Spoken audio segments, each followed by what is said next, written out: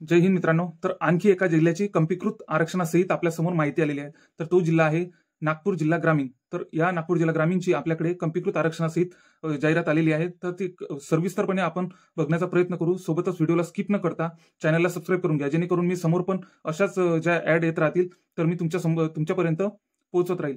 तर नागपूर ग्रामीणला एकूण 272 जागा आहेत, ज्या की SC ला 35, ST ला 19, VJA ला 8, NTB ला 7, NTC ला 10, NTD ला 5, SBC ला 5, OBC ला 52, SCBC ला 27, EWS ला 27 आणि ओपनला 77 अशा ह्या जागा आहेत. एकूण जागा 272 आहेत. आणि तसेच ह्या जागा पूर्णच्या पूर्ण विभागल्या गेलेल्या आहेत. सर्वसाधारण महिला 30%, खेळाडू 5%, प्रकल्पग्रस्त 5%, भूकंपग्रस्त 2%, माजी सैनिक 15% आणि अंशकालीन पदवीधर 5%. जेमतेम अंशकालीनची तर कॅन्डिडेट मिळतच नाही. पोलीस पाल्याचे 3%, गृहरक्षक दलाचे 5%, गृहरक्षक दलाचे पण SBC वगैरेचे ज्या जेमतेम ज्या कॅटेगरी आहेत त्यांना माजी सैनिकचे पण कॅन्डिडेट मिळत नाही. त्या जागा आपल्याला सर्वसाधारणला मिळतात.